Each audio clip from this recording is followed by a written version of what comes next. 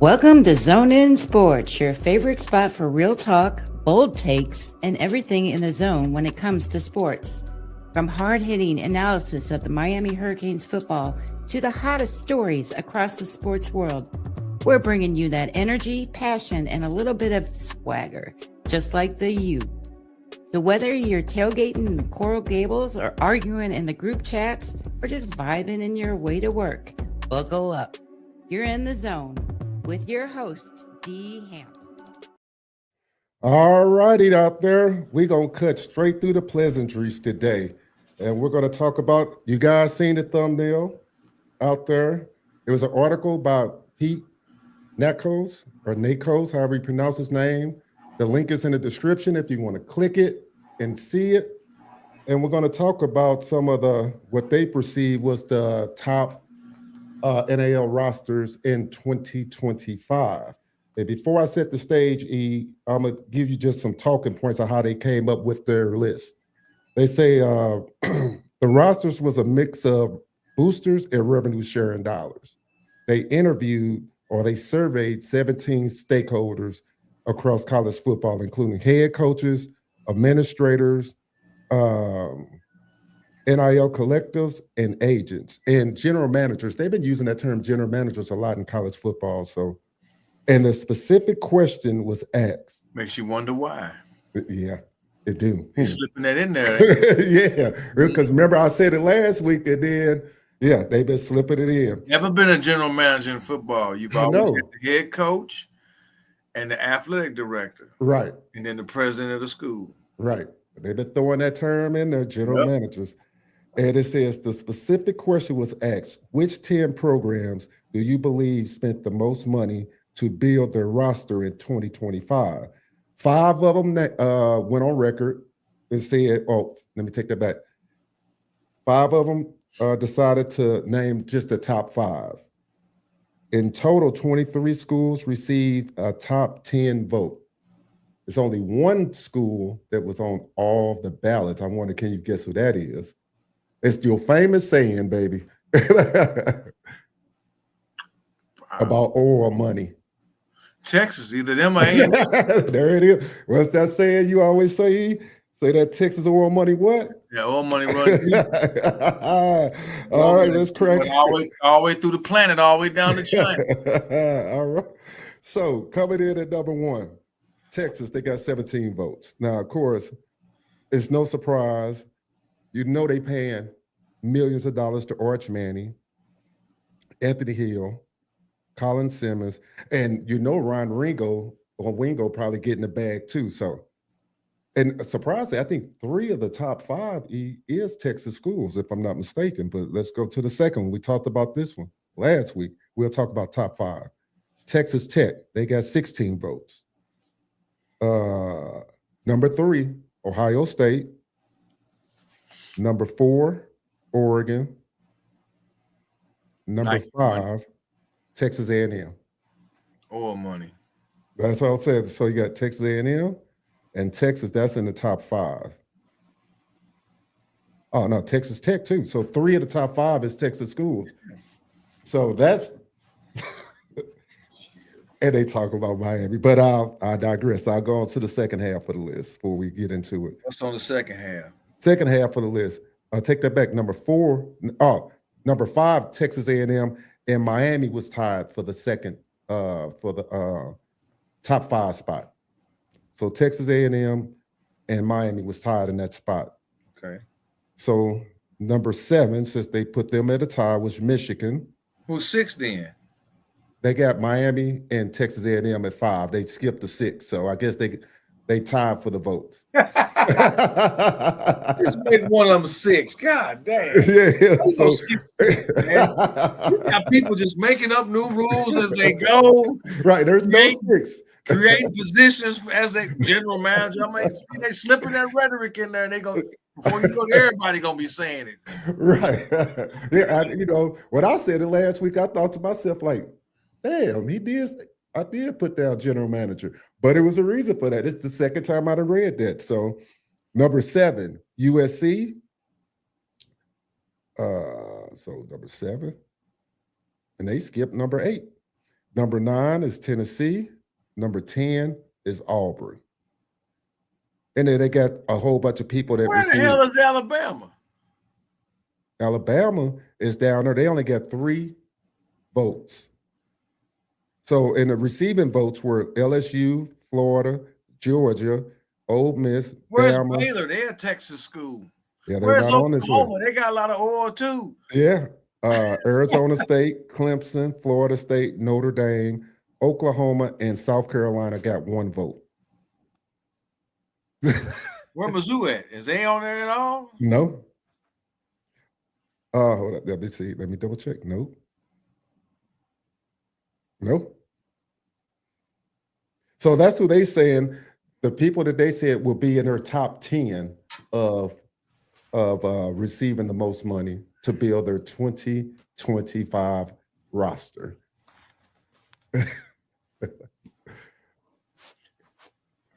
You ain't got anything. Here's my thing. Here go my thing, Dwayne. They're gonna do what they want to do. But why is the national media pocket watching Miami so hard? They pocket watching Miami real hard. It's bothering people. Now they talking about Beck's supposed to be making $6 million a year. It's never been confirmed that he was making the 4. Yeah, I read that article. They never admitted to that. You know, this is speculation by your national media types, and now they really pocket watching Miami. And it's ironic that some of the people or the general managers and them didn't want to go on record of their vote. So that was interesting to me. Ha ha. What did I tell you? Yeah, though they just all of a sudden they're trying to save face. Right. Nobody wants to go on give record. a vote. Yeah. Now this right here, it made me want to let Miami spend the money. Spend it. Shit. The rest of them spending it. Might as well. Right. I think that's why. I think that's if Cooper decides to go to Texas, and he hasn't made an official visit, which he hasn't. Right. Then money at play. They must be offering him more money than what Miami offering him. Gotta be. What else could it be? Yeah. When all these months they've been saying he a lock for Miami, he wanted to go to Miami. They've been on him since junior high. Yeah. Now all of a sudden, in the last couple of weeks, he pushed back his he pushed back his announcement date. Texas was on him. They said Texas was on him hard. Georgia was on him hard. Yeah. They scared of Miami, man. And the funny part was that I seen within that article itself, Ryan Day said something, because the speculation that he spent $40 million on his roster, and he pushed back on that, but he did say, well, it was about approximately, allegedly, $25 million. Well, hell, $25 million is a lot of money, on a roster. A lot of money for college. $25 million on a roster? Jesus Christ. Hey, that's a lot. What's up, Brandon? They should have capped this NIL stuff. They should have put they need to put a cap on all this. They need to just transfer a portal. They need to have certain times and once you make a commitment, you can't leave. You got to play your bowl game. They just let this stuff be just out there wild right now. Yeah. Dion gave a statement about that. I don't know if you saw it or you read anything up on it where he gave a statement about it needs to be a salary cap in college sports because of that. But then was it Nick Saban? No, it wasn't Nick. It was Urban Meyer. What's his name? Urban Meyer.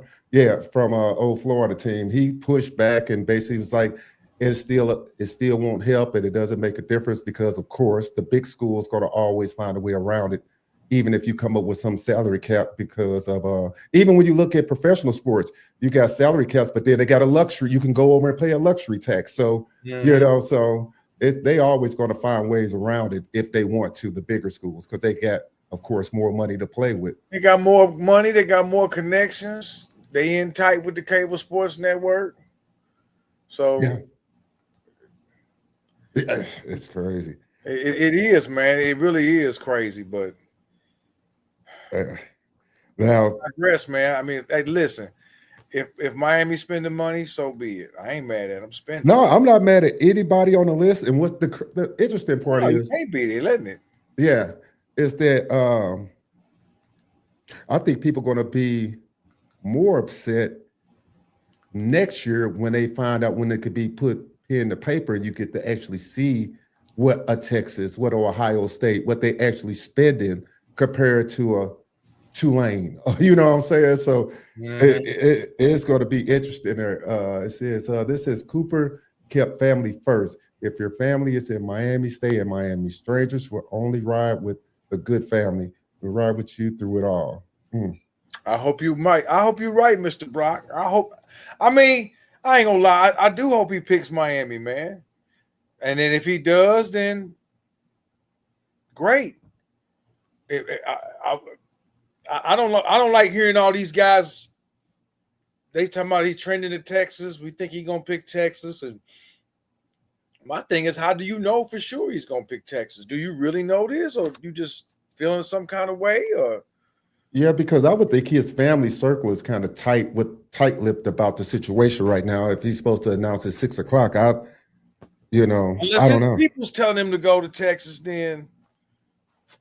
But like I said, you don't know what Texas offering. They might be saying, "Man, come to Texas. We'll fly your whole family out to Austin every game, so they won't miss a game. We'll get them out there. We'll get them great seats and blah blah." Who knows what they telling them? Yeah. Who knows, man? Money talk, BS run the marathon, dog. So if they offering that bread and offering other incentives and stuff, hey, he can tell all his friends and homies, y'all can catch me on TV, but I'm going to Texas. Right. My mom and daddy and my cousins and aunties and uncles will be there because who knows, man? Who knows? He might not. He might pick Miami. I'm not going to get my hopes up either way. If he do, great. If he don't, okay, great. I'm looking at this upcoming season. There will be other running backs out there coming. He ain't the last one.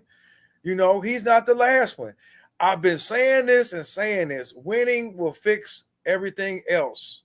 Hey, somebody pushed back on that narrative that we said that, because you and I both said that in the chat, and he said when it don't fix everything, but we know it doesn't fix everything in life, but the guy was trying to just be kind of a butthole about it. But listen, man, listen.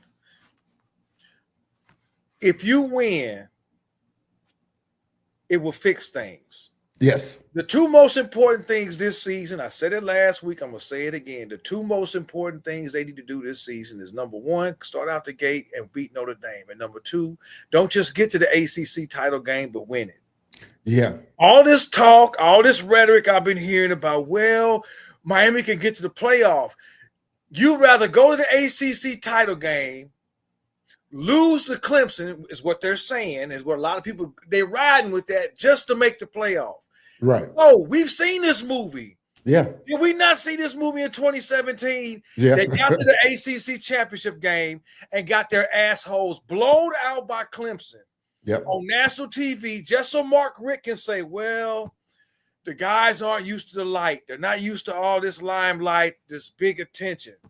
You put it on that. You go 10-0. You go to Pittsburgh. You lay an egg. You get to the ACC title game, and you got thumped by Clemson. When you really shouldn't have got thumped, but that was the team that, hey, when they lost a game, it was like that was that same mindset and demeanor. As soon as they lose a game, they go into a slump. And that loss to Pittsburgh carried right on over to the ACC title game. Mm-hmm. And Kelly Bryant and the Tigers, the same Kelly Bryant that Dabo pretty much booted off the team for Goldilocks, and he went to Mizzou. Mm-hmm. They beat the crap out of Miami. Remember that? Yep, I remember. Remember that? And we sitting there like, God damn, they finally get to a title game and don't even show up. Right. Don't even show up. So now, a lot of the people in the fan base, not all, a lot of the media types, they expect Miami to do the same thing. Get to the title game and catch an L. No, Mario knows this is year 4. You need to beat Notre Dame. Right. You not only need to get to the ACC title game, you need to win that game. Yeah. You need to win that game. You don't need to lose that game and, oh, well, we made the playoff, and then you're going to get one of the top seeds, perhaps of Georgia, and play them in the playoff and then see what happens. Right. See, I'm not with that. You got to be competitive. You got to want more, Dwayne. All this, well, that's settling to me. You Yeah. settling. You're settling to Yeah. just say, well, I want to make the playoff.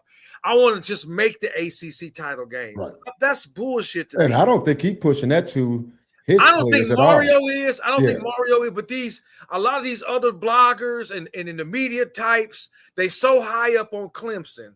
You wasn't high up on them last year like that, but you high up on them that you think Miami should just settle for that. Well, you'll finally make the playoff. I don't want to finally make the playoff. I want to win this freaking conference. Right. So that monkey is off the back. You win the conference, the playoff come with it. Yeah. Hello. Right. Win the conference. You hear the two same things every year. Y'all can't fill up your stadium, which we know ain't true. Right. And you haven't won this conference. Right. You in year 21, and you're the only team in the ACC that hasn't won the conference, if I'm not mistaken. Or at least, hasn't won. You haven't won this damn thing. Right. North Carolina done won it. Louisville done won it. Florida State, Clemson. Come on, man. Especially with the talent that they done had. You got the best roster. From what they've been saying and what I look at, you got the best roster that's probably been on this team since 03 or 04. Yeah. Yeah. It's 03 or 04. Okay. Yeah, and that's back, going through like a lot of those 4 stars and 5. I'm like, man. You going back to Sean Taylor, Frank Gore, who else? DJ Williams, Vince Wilfork. This is 04 squad. Right. Winslow Jr., Antrell Roll, all these dudes graduated was done, and that was their senior year. That's the last really good team. I thought the 11 team was nice too, but the last on paper really good team with high draft picks was that 04 squad. Right. So it's been 20 plus years since you've had a roster this good. Mario has an agenda for 2 things. Two. Beat Notre Dame. You beat Notre Dame, you're going to flip the college football world upside down. Oh, yeah. You're going to flip it upside down because everybody expecting Miami to lose. Yeah. Everybody expecting LSU to lose. This is a big game. I mean, I'm not here to talk about them, but they expect Clemson to beat LSU. So that's going to be a good game. Oh, yeah. And oh, boy, since he's been coaching there, he hasn't won an opener yet. Brian Kelly? That's right. You talk about LSU hasn't won a season opener since 19 when Joe Burrow was there. That's the last time they started 1-0.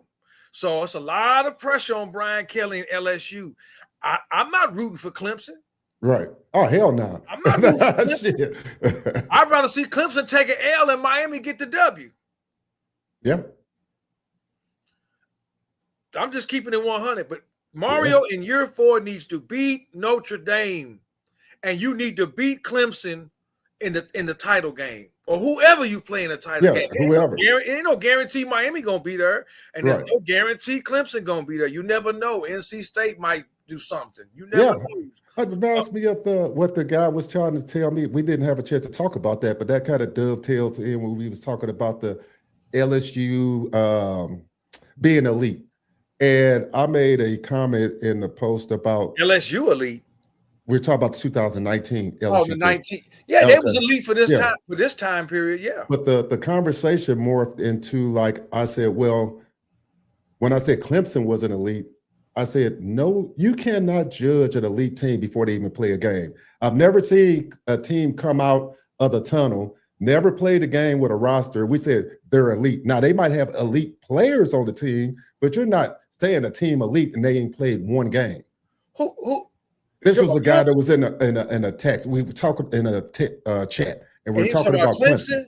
Talking about Clemson because he was saying that they are elite team. Teams could be elite before they play a game. I said no, players can be elite, but a team cannot be. You can't have it both ways. You can't base all your thinking based off of last year, and then turn around and say, "Well, they're elite." But if you go back to last year, they got their ass beat at home by Louisville. Elite teams don't get beat like that at home. Yeah, right. Elite teams run the table. I don't care if they win by a point or win by 21 points. They find a way to win. That's what makes you elite. You don't lose, even if you're having a bad game. Yeah.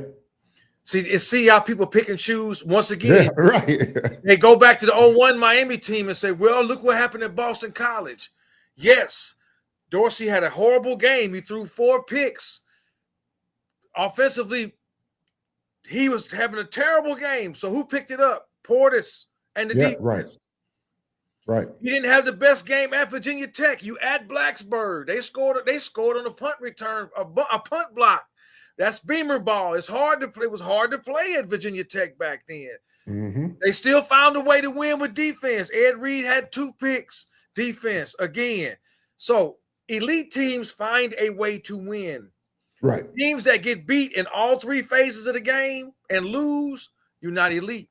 Yeah. Louisville whooped them in special teams. They whooped them on the offense and they whooped them on the defense at their house in front of their fans. Is that their Death Valley or whatever they call it in Clemson? You're not elite, bro. Right. When Alabama was beating everybody, even though it's this time period, right, they were elite for this time period. That's the point I was making. Losing to anybody. Yeah, right. They wasn't losing to anybody, and then they proved it on the field, and they brought some of the same guys back. Yeah. Even if they were slow, they still found a way to win the game. That's what teams that run the table, that have elite talent, that have elite coaches, and they put it all together. That's what makes you elite. Yeah. How you gonna call Clemson elite? Based on what? Like you said, you might have some good elite 5-star dudes on that team, and they do. They got some studs at linebacker. They got some real studs at receiver. But your offensive line is okay. It's average. It ain't above average. Right. Your running back is decent, but he ain't no 5-star. He ain't ETN. Right. Right. Okay. You got a nice secondary. You got defense. I give you that. But other than that, elite means the whole package, baby. All of it. Everybody on the field, including your field goal kicker, your punter, your kick returner, your punt returner. Shit. Yeah.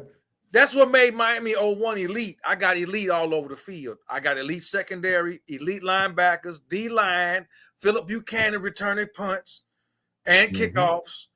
Tight end was the best. The O-line was the best in the country. I got a 3-headed monster at running back that is probably the greatest running back trio ever. And I got a quarterback that I'm not even gonna say Dorsey was elite. He wasn't as elite quarterback. What made him complete was the fact that he was a great manager. Yep. He didn't make very many mistakes. And he had elite talent around him, and all he had to do was give them the rock and let them do their thing. Right. And sometimes that's what you got to do when you got a bunch of horses. And I want to touch on this because I was listening to a guy talk about Beck. Once again, coming out of 23, Carson Beck was the #1 quarterback in college. Okay. Heisman potential, and it was talking a first-round draft pick. Right. And then after average at best 24 season, that wasn't all his fault. Now they're saying, well, he could be picked in the first 3 rounds, and they keep harping on his injury. And it's like, I'm like, what? I mean, I understand he got hurt. You haven't seen much of him, so a lot of people are making assumptions. Right. In the national media, they're making assumptions because you really haven't seen this dude, and you're not going to really see him now till fall camp. Well, how's he going to be after his injury? Well, how's anybody after their injury? Right. And it's I'm glad you brought him up because the next list here, it almost make me gonna take off my hat. But article by Andy Staples ranking the top ACC quarterbacks ahead of the 2025 season. Now, this list here, look, I don't even get rattled a lot when I read some articles. But I ain't seen the list, so I can't wait to hear this shit. But this one here, I'm just going to read the list. #1, starting off, K. Klubnik, Clemson. And then I'll go into the numbers. I'm just going to read the list. #2, Daria Menza, Duke. #3, Carson Beck, Miami. #4, Kevin Jennings, SMU. #5, Haynes King, Georgia Tech. #6, CJ Bailey, North Carolina State. #7, Gio Lopez, North Carolina. #8, Eli Holstein, Pittsburgh. Number 9, Kyron Jones, Virginia Tech. And number 10, which we don't even know if he's going to win a job or not, Steve Angeli from Syracuse, transfer from Notre Dame. Lord have mercy. I'll tell you what. Haynes King ain't getting no respect. Who was the dude from Duke? I haven't seen he transferred from Tulane. I don't want to knock him. I haven't seen him play a lot. He was really good at Tulane. I ain't gonna lie. Yeah. But you at Duke now. And I guess you could say the same thing about Beck. But Beck was at Georgia. He played in the power. Right. I mean, if you're gonna go off of that, Beck played at the SEC powerhouse, won an SEC title. Haynes King ain't getting enough respect. I think the boy from Virginia Tech, if he wants to, and if he gets protection, he could be nice. He showed in that Virginia Tech when they played Miami last year how nice he was. They say he might not. I've been reading reports he might not even win a job. Kyron Jones? I'm shocked on that. Yeah, I think he in a little quarterback battle. What's up, Orange and Green? Right on. Same here, man. I'm just that's their list. Whatever, man. I'm Dwayne. I'm over it, man. I'm over it. I'm just like, you know what? I'm over the pocket watching. I'm over all the negative rhetoric around Beck or the pessimism around Beck. Unless he actually comes out and shits the bed, I really hope this dude comes out here with a chip on his shoulder, and he ain't got to light it up like Cam Ward. Just have a nice, efficient game, man. A quarterback rating over 90, man. No picks, and let the play. I hope the dude just come out and have a nice season, man.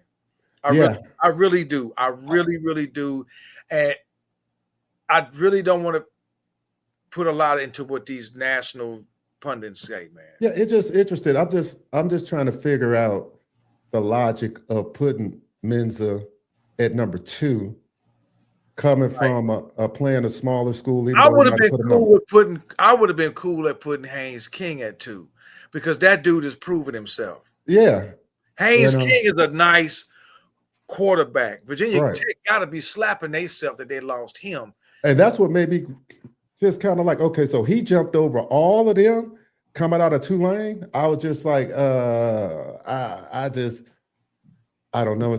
I think Haynes King is 2. I give Haynes King 2 over Carson Beck. Right. Just because the dual threat. Just because he'd have already proved himself, and he coming back for another. This is probably his last year. 6 year, I think. I think he's 6 year. This is 6 years. So, because he got a year because of the COVID. They gave everybody that extra year. Right. So, I don't know, man. There's nobody really standing out in the ACC besides Klubnik, Beck, Haynes King, and maybe this dude at Duke. And maybe. And like I said, and that's a maybe. The rest of them at quarterback don't really. The dude from Notre Dame, he went to Syracuse. He may do all right, just like the boy from Ohio State did. Yeah, Angeli got really good on that offense for them. They had already named a friend had named another guy the starter, and then Angeli came in right at the transfer portal towards the end from Notre Dame. So I'm thinking he's going to win that job. So, I just think he's going to win it. So we'll see. Say the best move Beck did was getting to Miami, was getting rid of his girlfriend. Will be fired at Miami. Maybe so. I don't know. I stay out of his personal life there. But hey, I did read the reports about the surgery. That's all I go. As far as I go on that one. As long as he good on that, I ain't gonna be that man personal life, but as long as as long as he good on that. Right. Yeah. I'm just like I say, I'm not gonna say I'm disappointed. I'm just I'm over all these so-called national pundits, these national sports dudes, and even some Miami guys on these blogs and stuff. Yeah. They even kind of like, like how you gonna? This guy was coming off a great 23 season, man. I mean, yes, he had McConkey and he had Brock Bowers, but but they hold that against him. Like How can you hold that against him because he had he was going to be in the NFL if he wouldn't have got hurt. So it Right. wasn't just They would have falling from won the the conference. game. They would. Yeah. Georgia wouldn't have lost that game if he would have had some protection. Right. Georgia probably would have made the Final Four. Yeah. They wouldn't have lost. You see what happened when they rode Gunnar Stockton out there after him? He looked shell shocked out there. So that's why Kirby didn't want him to leave. They just automatically forget all that. Now and people got amnesia now. Kirby did not want him to leave. Right. They acting like they pushed him out the door. Hey, no, Kirby wanted that man to stay because Kirby knew what he had. Right. Kirby knew what he had. He knew that O-line was trash. He knew his receivers couldn't catch worth a damn and getting in trouble off the field. Mm-hmm. He knew he had no running game. The defense was nice. Right. Shit, just go back to the Bama game last year when he brought him back. People got amnesia all of a sudden. That's what irritates me. All of a sudden, people got amnesia. Mm-hmm. And now all of a sudden, because he got hurt, it's his fault he got hurt, and he ain't going to be the same. And why can't he be the same? He got hurt. He healed. Okay. Now what? They don't want to attribute any of that because, again, people in other places, they don't want to make Georgia look bad. They're not going to come out and say, well, Kirby didn't have the best O-line out there. A lot of the guys off that 23 team in the NFL. Again, for the umpteenth time, if your goddamn receivers don't catch, what good are you going to do? Right. Of course he had to press. I got to press because I got to run for my life because I don't have a wall in front of me. Yeah. The same thing Cam Ward had to do at Washington State.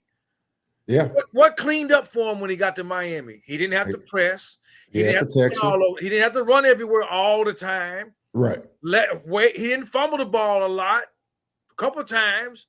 Right. But not like he did at Washington State because he had to run for his damn life. If you can't sit in the pocket and make your reads, that you constantly got to run and your running game is average at best, and that's at best, that means everything is on the quarterback's shoulders. And when you do well, they praise you. When you ain't doing well, then they dump all on you. So I'm really hoping that Carson can get out there, and I hope this O-line is what they say it is, which I think it will be. I think it will be. And they're gonna be just as good as last year. They won't be no drop off from last year. Because the center that came in from he come from TCU, that's replaced the boy that graduated is just as good as the guy. I think he was all Big 12 or something. All Big 12. So there's no drop off on the line. Yeah, there won't be no drop off in the running game. There won't be no drop off in tight end. They keep talking about Arroyo left. Man, Lofton is the truth, and then they got the other dude too. Right. Like I said, I digress. Camp is around the corner. 2 weeks. Right. 2 weeks. Beck came here for one reason: win and win big, win a natty and go #1 overall. Beck is going to ball out. Hey, I'm with that. I'm not thinking nothing less than the ACC title win, not game, win. Right. I'm not with that crowd of, well, we just need to get there. See, that's that baby step crowd. Right. Well, we just need to get there. No, you need to win it. Yeah, I agree. You win this game, you put that monkey to bed forever. You will never hear about, well, y'all haven't won the conference. You've been in the conference for 20 plus years and you haven't won it. That's over now. Mm-hmm. You sell out this game against Notre Dame like you did in 2017 where it was super loud. Oh, it's going to be sold out. Where they couldn't believe it. Even Herb Street and them was like, this is the loudest place we've ever been. They don't talk about that. Right. It's louder than Knoxville. It was louder than Ohio State, louder than Michigan. It's like they built that with that cover around the top. I don't know if you've been down there since they redone it, Dwayne. No, I'll be down there. What? You going down there this? But when was the last time you was down there? I haven't been down there since before it was Hard Rock. Yeah. I've been down there. I've been down there when it was Hard Rock. I went down to a Bethune-Cookman about 4 years ago. So did they have the top going around it then? Yeah, I think so. So they did. So how loud it get? Because I've been going down there since it was Joe Robbie, and then it was Sun Life Stadium when the seats were still on, and then they finally redid it. The place is stupid loud. They Oh, hold yeah. the sound in really well. So if they can replicate 2017 for that opener and win that game against Notre Dame, that's going to flip college football on its head. Yeah. That's going to flip it on its head because Hey, they all got Notre Dame winning this game. that first week going to be wild. I got a question for you. Do you think, in your opinion, even though it's two different circumstances, that Beck came here for a different reason than Cam Ward? Because remember, last week somebody put Cam came for draft stock. This guy put, I want to say this guy, Brock put Cam came here. I mean, Carson came here to win a natty. In your opinion, do you think they came for different reasons? It's hard to say. It is hard to say unless they come out and say why they came. I don't know if Cam Ward ever came out and said, why he came. I think Shannon Dawson's offense is a big reason why they both came. Because it fits their skill set. They could have went anywhere. Carson Beck could have went anywhere. Carson Beck could have went to a number of schools, especially somebody that needed a quarterback. Right. He could have came to Mizzou. Yeah. He could have went to Texas Tech where they throw the ball like crazy, and he could have put up stupid numbers there. It's a number of places. He could have went to Notre Dame and fought for that job. Yeah. They got a freshman star, and he could have probably beat that freshman out. Oh, yeah. You know what I'm saying? It's a number of places he could have went. Same with Cam Ward. Other schools looking at him. Right. Florida State wanted him. I think it's Shannon Dawson's offense that makes it attractive. Okay. A lot of credit needs to go to Dawson. So if you increase his draft stock, that's going to come with good play. Right. That's going to come with good QB ratings game after game and no mistakes. Right. You're going to have picks. Ain't no quarterback going to go interception free. Right. You're going to have that. You're going to have pressure. You're going to have teams blitz you. You're going to have to take a sack. You're going to have to throw it away. It happens. It's football. Ain't nobody going to go out there and be QB1 with no picks and 30 touchdowns and 4,000 yards and I ain't been touched and all. Right. It ain't nobody. Hell, Dorsey threw picks. Chris Wake threw picks. So, I don't know. It's weird because I think Beck came here. I think Beck came here for multiple reasons. Yes, to improve his draft stock because he knew he got slighted. Right. With 24. Do you think Beck draft stock at this point is higher than Cam before he left Washington State? Yes. Okay, I agree. Yes. Yeah. Because he put up the type of numbers at Georgia. They didn't consider what Cam did at Washington State because it was Washington State and the Pac-12. Remember, Washington went to the national championship game 2 years ago. Right. And they barely beat Washington State. They only beat them by, I think it was less than a touchdown. Yeah. Cam had them on their heels by himself. Washington State wasn't that great. He came to Miami knowing, okay, I got a much better offensive line. I got a much better running game. I got a much better offensive coordinator. Beck came for the same reasons. Right. Now, did Cam want to win a natty? I'm pretty sure he would have took that. He would have took it. But he can't do it by himself. And I think the difference is, to me, Beck coming from a place where they used to win a natty. So he different mind frame. Different different mindset. Georgia, we in the elite of the elite. We in the top of the SEC right there. We knocked off Bama. Right. We can beat Bama. We can beat LSU. We knocked off all the top teams in the SEC. So Beck is coming from that. He's played in big games. Mm-hmm. This is nothing new to him. So playing a Syracuse and playing an NC State and a Louisville and playing, they making a big deal about going to SMU. That should be work as usual. Yeah. It should be. You should get a little fight out of them in the first half, but after that, it should be okay. This is practice. Right. I like Red Lashley. I would have took Red Lashley as the head coach if Mario would have never came from Oregon. That was my logical choice. Damn, old boy at Ole Miss. I would have took Red Lashley. Lane Kiffin. Because Lane Kiffin. you could have. No, talking about Lane. Yeah. No, I would have took Red Lashley because he's a good offensive man. Yeah. If he got with the right coaches and other position coaches around him. Right. But it is what it is. I like that Mario is changing the mindset and the attitude and the structure of the program, but you gotta, if you want to be like the Miami of the past, you have to have this attitude that, hey man, this is practice. This all it is practice. Right. These teams are practice. For when all the teams Miami played in the past was practice till it was time to play who? Florida State. Right. That was the one game that they knew they was going to bang with for 4 quarters. And that's why they was always close when they, even in the 80s and the 90s, even in the early 2000s, they banged with Florida State. Right. I think it was the 01 season was the one year they went down there up to Tallahassee and whooped on them boys where Reed was pissed off at halftime because he said they could have really shut him out. Right. Yeah. But all them other games on the Erickson and the games with the Jimmy, they was always some dog fights because Bobby Bowden got A1 elite talent too. Yeah, heck yeah. And I want Florida State to get back to that. I'd rather lose to a Florida. I don't want to lose, but I'd rather lose to a Florida State in a tight game because they got the same type of coaching and talent as we do versus losing to a goddamn Syracuse or Georgia Tech.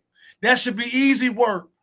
I agree. Dwayne, that should be easy work. The tough games used to be Florida State, Notre Dame, and Penn State. Them was your battles when they was independent.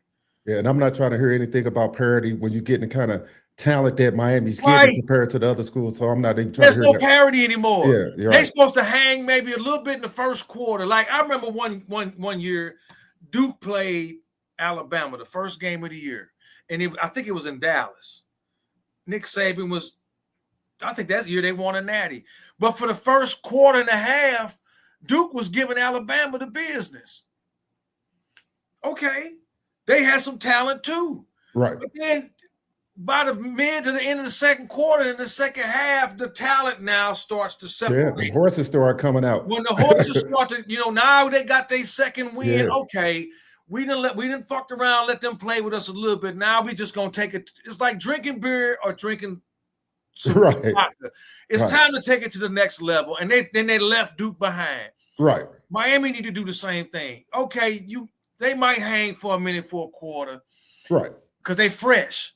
Right. But by the middle of the second quarter, you got to start exerting yourself. It's time to go ahead and close the door on these dudes and finish them off. And get back to practice where it's supposed to be hard. Right. We got about 23 people in the building. Smash that like button. And if you haven't subscribed to the channel, do. It says Beck won the SEC championship. His mind is right. Those receivers drop balls constantly. O-line suck. No running game, and still has only lost 2 games in his college career. He's taken the fall for Georgia. Yeah. Yeah, he is. Yeah, I agree. It's the same as what Ryan Day did with McCormick. Yeah. They lost to Michigan. They blamed him. Oh, you mean McCord. Yeah. McCord. Yeah. They blamed him. It's all his fault. So he transferred to Syracuse and put up stupid numbers at Syracuse. But they blamed him. Yeah. Newsflash, you might not beat Michigan this year. Right.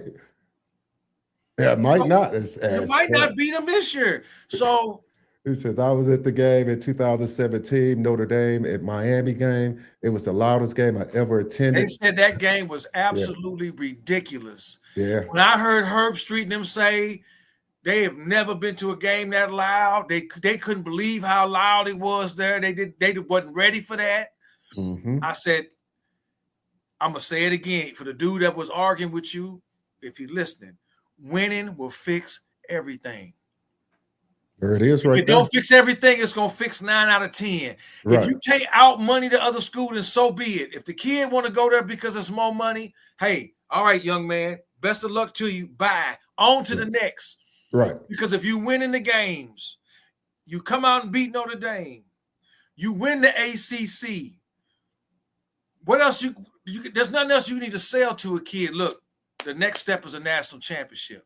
Right. If you talking about steps, Right. okay, there's your steps: 5-7, 7-5, 10-3, win the ACC, win a Natty. Right. There's Now, to your be steps. fairness to Texas, they do have, they had a good year, great year They last had a year. really good year. Who Had a they great lose to in the year. playoff? They had, who did Texas lose? Because they whooped Clemson, didn't they? Yeah, they did. I watched that the other day. Yeah. They put a hurting on Clemson, this so-called elite Clemson team. I watched that game. Yeah. It was at Clemson Texas. didn't actually pick it up until the second half, but they still couldn't They hang with still them. couldn't do nothing. Yeah. And Texas, to me, wasn't all that. Right. Who Right. they lose to in the playoff? Was it Ohio State? Or was it Wasn't Penn State, wasn't it? or was it Notre Dame? Texas lost to somebody because it was Notre Dame and Ohio State in the final. Yeah, let's see here. We go see. I Yeah, like. we'll see. Huh? We'll see. We'll have somebody look it up real quick and let us know. He said he even got hurt for his team. His arm is fine. Mine is right. Push through inner city boys. Okay, yeah, we got that.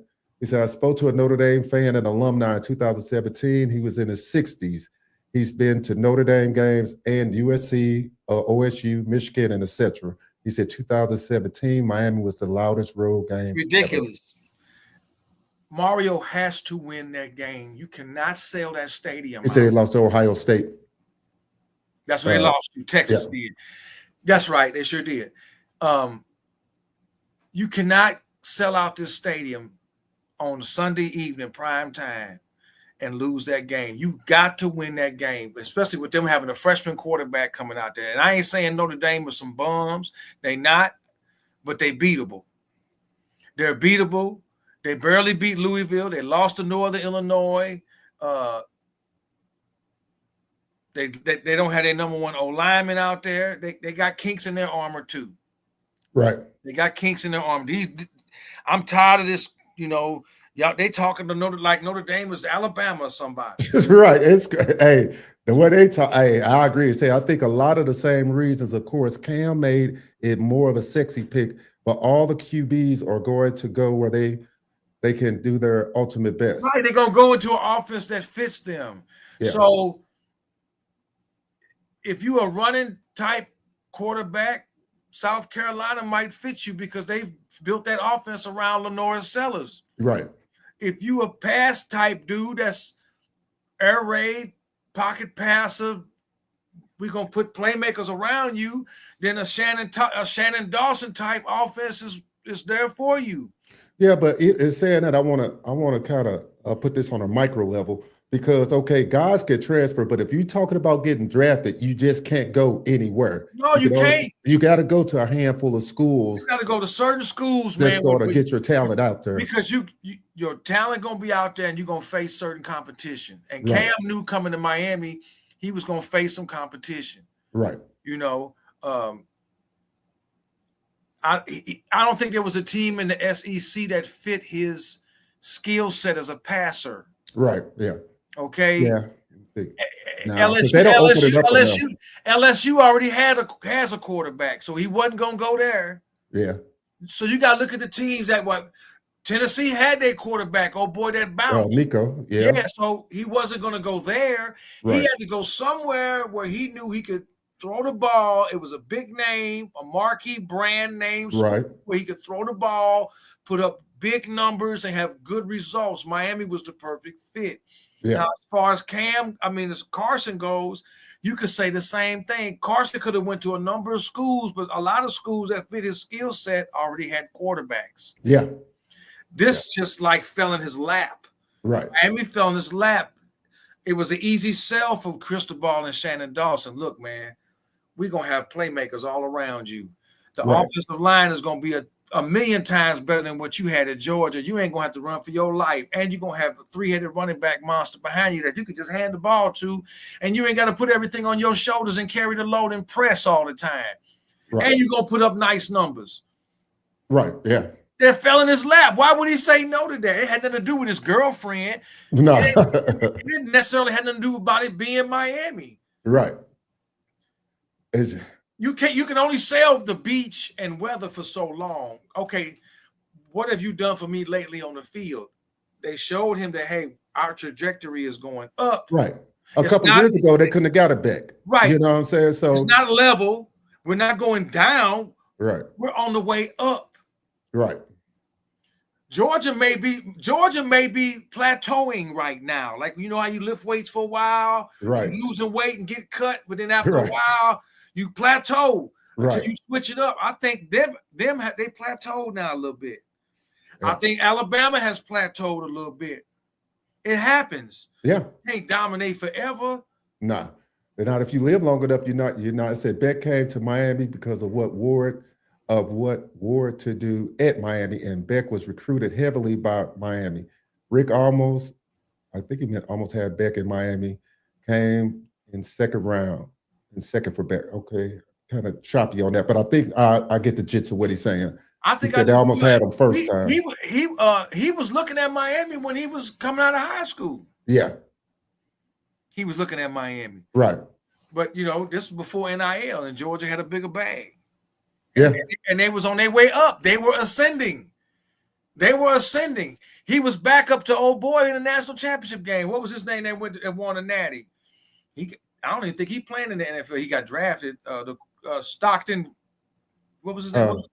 From who? What was his name? The quarterback that won a natty for Georgia a few years ago. Beck was on the sideline behind him waiting his turn. Not the guy that was like a 5th, 6th year. What was his name? Yeah, this was only 4 years ago. The 22 season or the 21 season, one of them. 22 season. Beck got his first start in 23. That's what let's see here. So he chose Georgia because Georgia was on their way up. Yeah.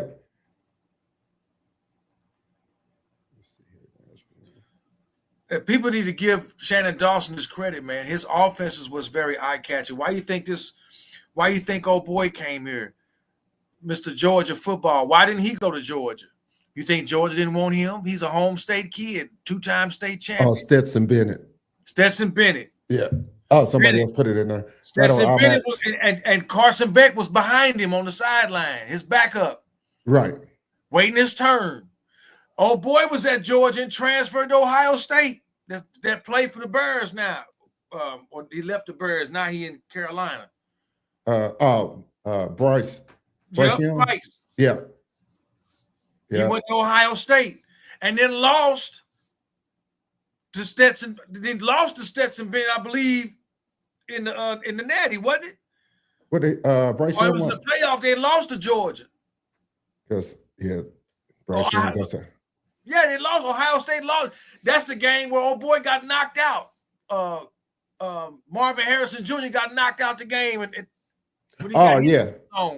Ohio State lost to Georgia. Mm-hmm. He was the quarterback for Ohio State. Right. He used to be at Georgia. He transferred to Ohio State. Man, these dudes know what they're doing, man. They know where they can go, where they can shine. Right. Yeah, that's what I'm saying. They're going to put up the numbers. Right. I mean, as long as you ain't moving backwards and you moving forward, you got to move forward. He left Georgia, knew Ohio State. I got Marvin Harrison. The offense is there. Right. Beck knew coming out of high school. Miami was one of his schools, but look, Georgia ascending. Right. Alabama is, they beat Alabama. They got the 5-star horses to not just hang with Bama. Now Kirby finally got over the hump and beat Alabama. Right.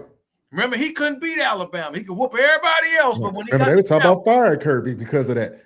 Right. He finally got over that hump. The same shit Ryan Day going through with Ohio State. He whooping everybody else, but when he played Michigan, he get punched in the mouth. Yeah. And they would rather beat Michigan than win a national title. That's a shame. Ain't that crazy? Yeah, that's crazy. That's crazy. That's wild to me. Wait a minute, you would rather win a game against your rival than win the whole thing?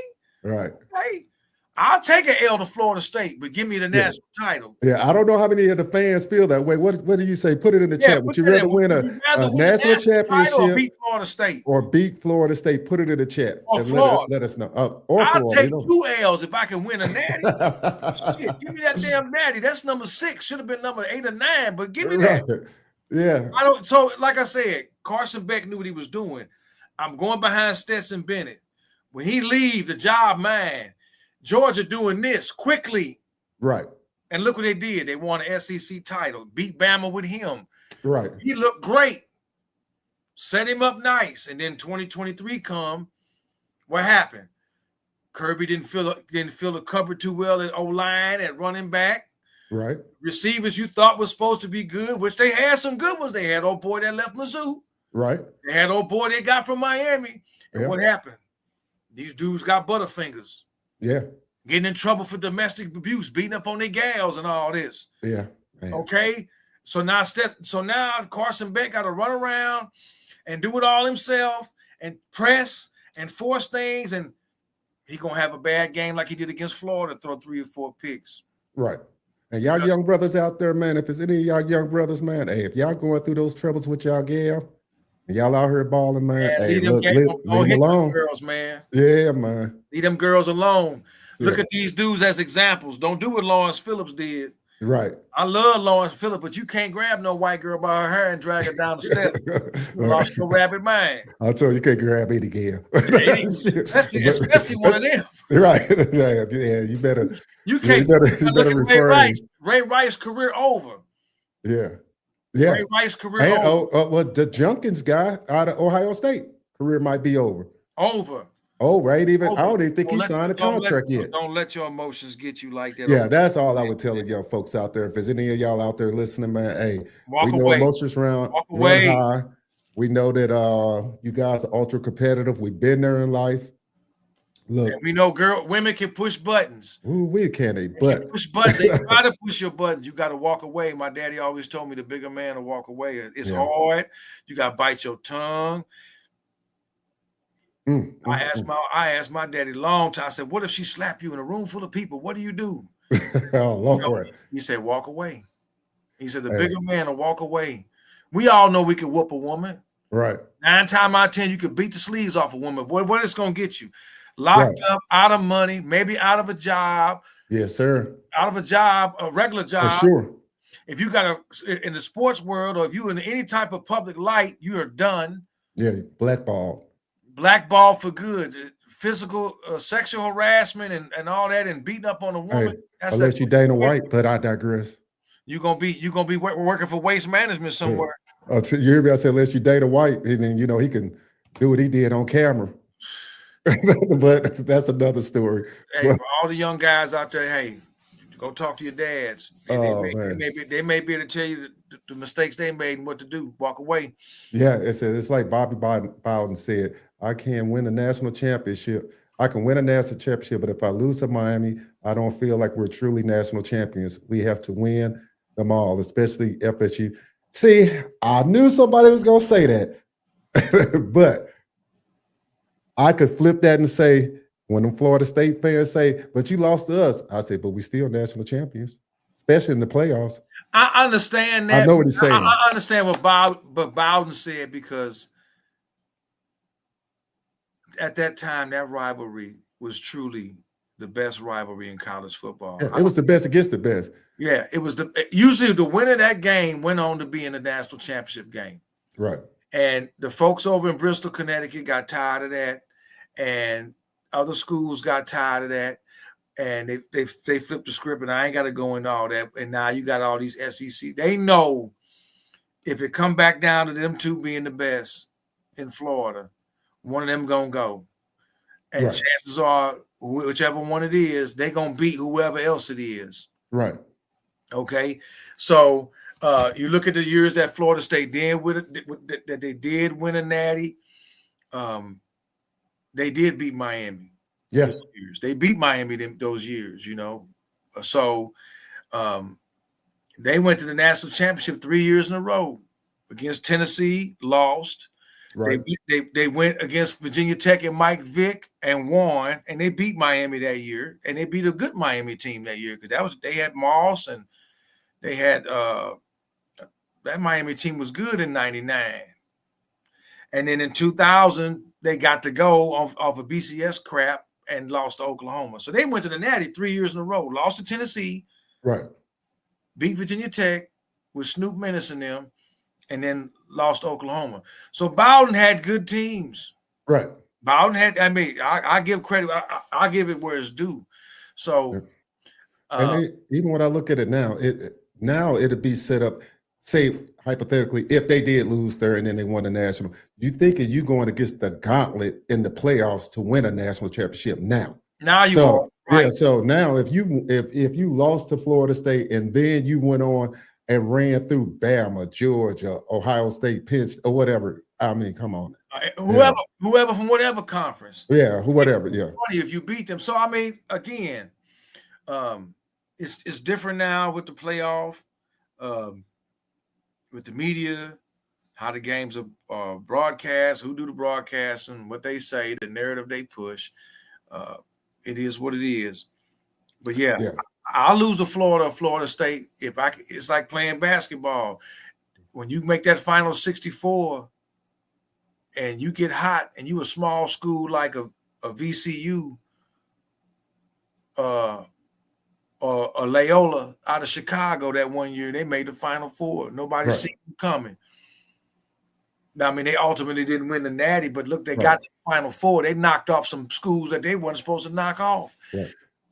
It's a little that college football. When I look at the college football, I just hope they don't just keep expanding it because I don't want to do that either. Because it's that money grab, and we already know some of these schools, like you said, can't compete once they start. We've seen the first round of the playoffs what it brought. I really want to say, and I want to know how the other fans feel about this.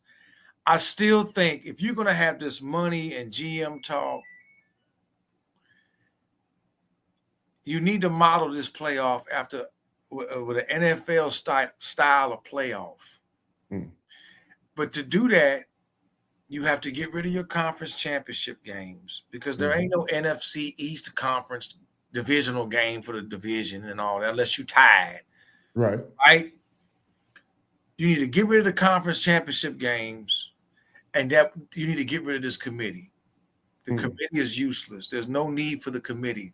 If you have a playoff system set up like the NFL's where you're going to have these 12 teams and you seed them accordingly, then the chips going to fall where they may. Then you ain't got to worry about somebody getting picked and then somebody getting overlooked and they may have the same record. Then they go, well, strength of schedule and all this other BS. No. Right.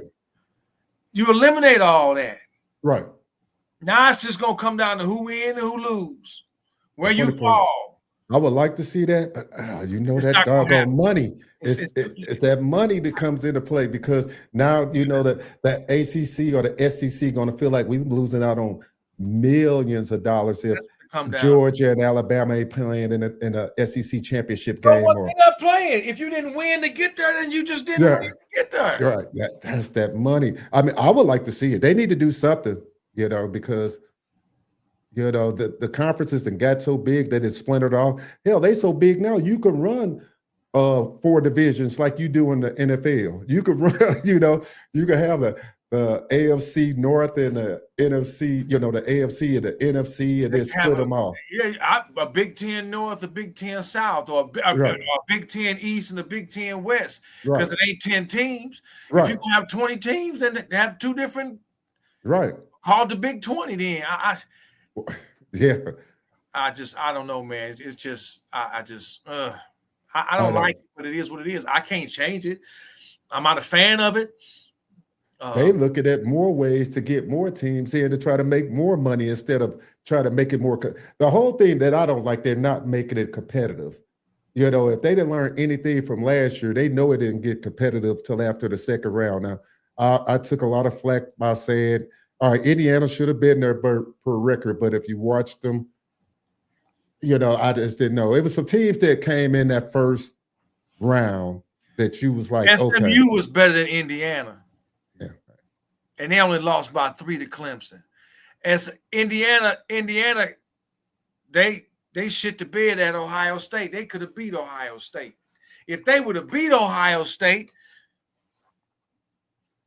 I don't know. I'm not saying Indiana didn't have a good team, but they had a good team. That defense was rock solid. Offense was a little bit desirable, but and the flip go for Miami. The offense was the best in the country. The defense was straight garbage. So, Alabama didn't make the playoff. That pissed a lot of people off. You can't get in based on just name, man. Yeah. And really, just to be, if I think if people took a step back and evaluated Alabama's season, they kept the national media was trying to make the case that they were better than what they were, But I Of course think they are. I didn't Of think they course, were. ESPN got to. Yeah.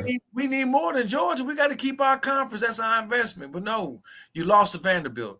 You didn't score one touchdown against Oklahoma at their Right. roots. The touchdown you had, you got to call back on a penalty. Yeah. Milroe looked like straight trash. Yeah. Oklahoma looked like the Oklahoma of old and just straight waxed y'all up and down the field. And you know how Oklahoma looked all season. They didn't look. They're supposed to be better this year. So they say. I mean, listen, man. Oklahoma got oil too. They got money. Yeah. They proud. They're a proud program. That's a proud. They Big 8. Them in Nebraska. They got glory days back to the 80s. Right. Shit. I wouldn't be surprised if somebody tried to bring the wishbone back. I see they got this documentary on it. I haven't seen it. Oh yeah. They don't want the wishbone back because they know it take a whole lot to stop that. And they changed the rules in the game. Now you can't certain blocks and all this other shit. Now they have to change the way you recruit too, because now it's like, you damn sure putting on pads and stuff if they come back with hitting people now. Shoot. Because you go out to hit people now. I saw the game. I saw the Miami game when they played when the game where Sean Taylor went off in 03 in the rain. Well, Roscoe Parrish got blasted because Brock led him with that pass, and it was a good hit right here. Mm-hmm. That would have been a flag today. Oh yeah. That would have been a flag today. A defenseless receiver. Yeah. Probably, yeah. That's football. Yeah. Berlin was wrong for leading them like that, but hey, man. Hey. That's football. All this blind side block, man, if it's not in the back, then it's not a clip. It's legit to me. Yeah, they done took a lot out the game. They've changed so much in this game, man. It's like, man, come on. You might as well watch flag here pretty soon. Shit. Hey, what do you think about, Mario strikes again, Cristobal, getting some Marion Wingo. Hey. 4-star, 6'3", 180. Good hit. Big boy. Good hit because you missed out on old boy that picked Syracuse, and that ain't over yet. Right. The kid, he made a verbal to Florida State. That ain't over yet. That's why I'm trying to tell people to calm down. If Cooper go to Texas, if he he ain't even took an OV yet. Right. Calm down. Right. How y'all feel out there about the Cooper? Y'all think he trending? Eric and I was talking behind the scenes. He finished talking about it. Some of these Miami media guys coming out saying that he's trending towards Texas. We'll know at 6 o'clock. I don't know if that's Eastern or Central time, but Eastern. I think it's 5 o'clock our time. Okay, so 6 o'clock Eastern time. How do you guys feel? You think he's trending Texas, Miami? What? Put it in the chat. It's going to be on CBS Sports on YouTube at 6 o'clock Eastern time when he makes his announcement. And it's Miami, Texas, Georgia, I think Florida State, and somebody else. Hey, if he decides on Texas or Georgia ain't really pushing. They want him, but they already got the one dude that Miami thought they was gonna get the 4-star. So listen, man.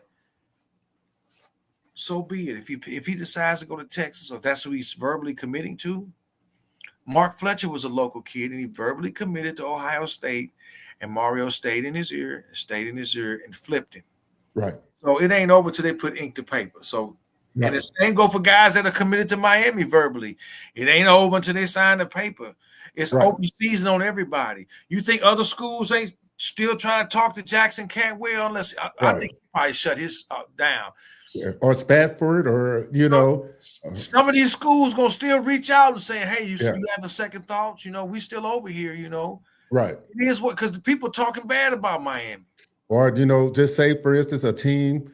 Not even Miami, any team goes out and they have a bad first month of October. There it is. Now you're really going to have people forget what Miami did to Florida down in Florida. And when they went over to their recruits and told them, come here, you know what I'm saying? So what happened? Yeah. So I mean, you can't Or they have had to that. go in their pockets to come out with some bread because it was like, and they said, Florida was backs against the wall. They took that beat down in the first game. It's like, man, first of all, we got to get old boy at quarterback in there. We got to protect him because old boy nice, Lagway nice. Lagway? Yeah, Lagway nice. You say sweet. Yeah. Don't get it twisted. Right. You put some weapons around him and protect him. Florida gonna be. I want to see Florida good. Yeah. I want to see Florida beat Alabama or beat Georgia. Yeah. Yeah. Why not? Sure, why not? You get sick of the same school. I want to see somebody knock off Ohio State besides Michigan. Can somebody else besides Michigan beat Ohio State? Right. Franklin and Penn Station get over Penn State. Get up. I said Penn Station. Can they get over the hump? Right. You had them at home, and then you got down in the red zone and called some bullshit. Oh man, that game. Yeah. Yeah. Okay.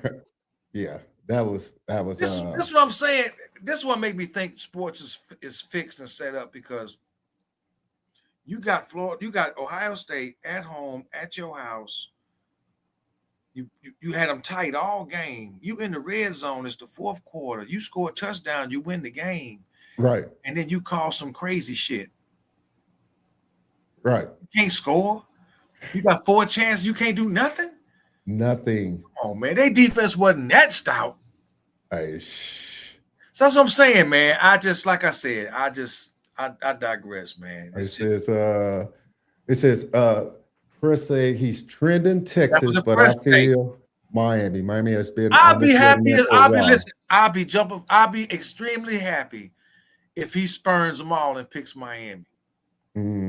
Because then I'm gonna call into question all the press people. What made you say that? But if he does pick Texas, I'm not gonna shit on Mario and his staff like they kind of do and say, well, we lost one of our local kids. We can't allow that and blah blah. What you mean you can't allow that? What more you want them to do? What you want them to do? Right. If Texas got a bigger bag than Miami coming at Cooper and all other incentives that Miami ain't offering, why should Mario has to be tactical with this shit? I can't throw. I still want Tristan Keys from LSU. He a verbal commit. He kind of trending to Miami. We want to get to him. He's the 5-star receiver you really want. He's more polished than the boy that went to Syracuse, that committed to Syracuse. Right. So if you try to put all your money in the Cooper bag, you ain't gonna have no money for nobody else. Listen, Miami got money, but they ain't got Texas money. Hey, we talk about that all the time. I told y'all that before. Right. Miami got some money. Yeah, Miami got some money. Right. But you ain't got Texas money. Hey, the list says it right up front. I mean, 3 of the top 5 teams. Another thing I want to say, I've been hearing a lot. All these SEC coaches sound the same. Kirby Smart sound just like Sarkisian. If you don't want to come here to play and practice hard and work hard, don't come here. Get on with that, man. Right. Bye. Right. He says, not just the money development, the proof of winning and success. I agree with Mr. Malik there. I agree with you, man. You got to develop your kids. Yeah. I think Miami developing their kids, man. Yeah. Kevin Beard is doing his job with Miami receivers. Don't dump on Kevin Beard. He's developing these dudes. Yeah. Just because he's not getting the ones you want. Right. The ones we had, they're in the league, ain't they? Yeah. Your DNs over traditionally has been in the league. You did put DNs in the league, so I mean tight ends in the league. Yeah. Yeah.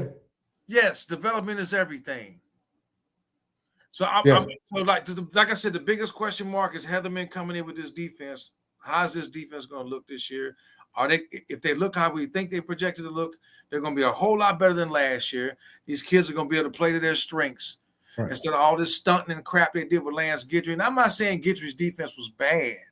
I'm not saying the scheme was bad. Right. He just lacked the talent on the back end. Right. And didn't Miami? I told y'all losing Kinchins and losing Williams, that was half your secondary right there that you lost. You lost two really good safeties back there that were your quarterbacks back there.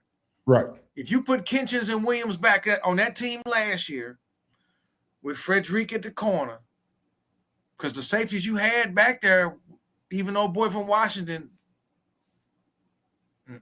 yeah, You put Kinchins and Williams back there on that defense last year, I promise you, they ain't losing to Georgia Tech or Syracuse. I agree with Malik here. It says 4 years and another portal QB running backs in the league. I agree. We talked about that before about the skill positions skill, what I say, quarterback, running backs. And they have had a problem. I see your point. 4 years, a portal quarterback. Yes, because you haven't been able to get an elite quarterback high school wise till Luke Nickel. And now you got the other kid right behind him. Yeah. Yep. He's supposed to be all that. You finally got 2 5-star type quarterbacks out of high school. When Mario got here, you had Van Dymes throwing picks. Yeah. Then you had Emory. Emory ain't panned out to be he had some moments. Right. So you had to go in the portal. What you want Mario to do? He got to go in the portal. Because Emory is not Mario's guy, is he? I think Judd is Shadow Dawson's guy, right? Is Going to get Martinez out the portal wasn't a bad thing because he complimented Fletcher. Yeah. Plus you need depth. You had the depth. You see what you got with Fletcher. You see what you got. The only person I didn't like losing was old boy A.J. Allen. I thought Allen, he just didn't get enough click. I thought Allen, that came from Nebraska, he was nice. He showed you he was nice. I thought A.J. Allen was nice. I forgot where he went to, where he transferred to, but I kind of wish he would have stayed. But I think he just wanted some more playing time and more touches. I can't blame the dude for leaving for that. Right. To get more touches. He want to play. Right. So I see what Malik's saying. I see what you're saying, King Malik, but you had to go in the portal and get you a quarterback. Yeah. You had to go get you a running back for depth reasons. That's all. Right. Now you got some people. There's going to be other running backs besides Cooper. He ain't going to be the only 5-star. You think he the only stud running back in South Florida? Right. You got studs all over Miami. Hey, it might be a 5-star that's on the bench now that might not get no click this year. It'd be like, hey, I want up. So just don't know. Mario doing what he's supposed to do, man. Right. He ain't doing what Norvell did. Right. Norvell put all his eggs in one basket, and as soon as old boy got hurt, all them eggs he put in that basket decided to hatch and grow into chicklets and walk. Right. And then they got their ass blowed out by Georgia and Carson Beck. Yeah.